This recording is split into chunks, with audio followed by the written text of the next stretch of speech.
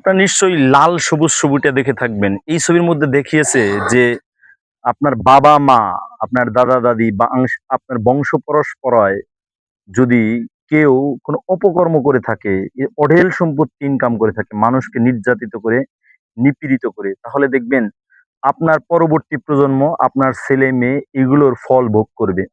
এই কথাটা আজকের সমাজ ব্যবস্থায় অনেকেই এটা মানার চেষ্টা করে না বা বোঝার চেষ্টা করে না। আজকের দুনিয়াটা ভেরি ম্যাটেরিয়ালিস্টিক ভিউ পয়েন্ট থেকে দেখা যায় যে, যে যত সম্পদ তৈরি করতে পারে সে তত বড় শিক্ষিত।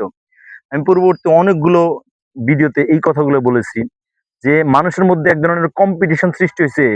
মানুষ যে সমস্ত মেশিনারি দিয়ে টাকা ইনকাম করে, সেই সমস্ত মেশিনারি যে একেবারে নষ্টের মূল বানিয়ে ফেলছে শুধুমাত্র মানুষ।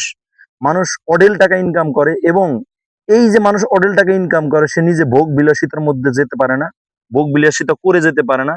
তার চেয়ে তার পরবর্তী প্রজন্ম এই সম্পদগুলো একেবারেই নষ্ট করে ফেলে। এই সম্পদগুলোর একেবারে যথাযথ যে ইউজ করার কথা ছিল সেগুলো করতে পারে না। অর্থাৎ আপনি আজকে আপনার দিন, দুনিয়া সবকিছু দিয়ে আপনি যে পরিমাণ টাকার পিছনে ইনকাম করার পিছনে ছুটছেন, অর্থ উপার্জন করার পিছনে ছুটছেন, এগুলো যদি আপনি ইলুইল অন্যভাবে মানে ইল্লিগাল ওয়েতে ইনকাম করে থাকেন, তাহলে এগুলোও কিন্তু আপনার ইল্লিগাল ওয়েতেই যাবে, পথেই যাবে। অর্থাৎ আমরা জানি ইল গট ইল স্পেন্ড, কেন বলে পাপের ধন পাশ ছিপতে যায়। আপনি যদি ২ নাম্বারি করে টাকা ইনকাম করেন, আপনার ছেলেমেয়েরা এই টাকাগুলো ২ নাম্বারি পথেই খরচ করবে। সুতরাং আসুন আমরা সকলেই চিন্তা করি যে আমার যতটুকুন না হলেই নয় ততটুকুন উপার্জন করি। আর যেটুকুন আমার আছে সেটুকুন যেন আমরা বিলিয়ে দিতে পারি। একটা কনসেপ্ট সবসময় মাথায় রাখতে হবে যে হযরত মুহাম্মদ সাল্লাল্লাহু আলাইহি ওয়াসাল্লাম এই সারা পৃথিবীর সকল ধন সম্পদ যদি চাইতেন, উনি আল্লাহ তাআলা উনাকে দিয়ে দিতেন। কিন্তু উনি চায়নি। কেন চায়নি?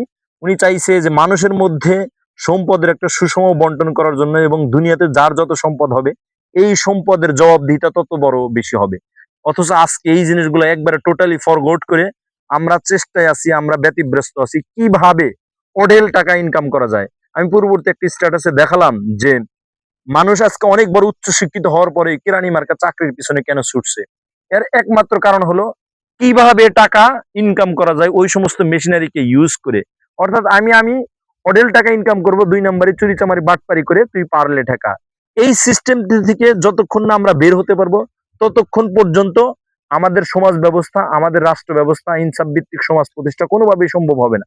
সুতরাং আসুন কিছু, কিছু যে চরিত্র আছে, কিছু, কিছু যে চলচ্চিত্র আছে, এই সমস্ত চরিত্র এবং চলচ্চিত্র থেকে শিক্ষা নিয়ে আমাদের যতটুকুন হক আমরা যতটুকুন মানে আমাদের জীবিকার জন্য দরকার ততটুকু উপার্জন করি আর বাকিটুকু মানুষের সমাজের কল্যাণে ব্যয় করার চেষ্টা করি। যদি এটা করতে পারি তাহলে দেখবেন সমাজের মধ্যে একটা ইকোনমিক ব্যালেন্স সিস্টেম সৃষ্টি করবে। ধনী গরিবের যে বৈষম্য সেই বৈষম্যটা অনেকাংশেই কমে যাবে।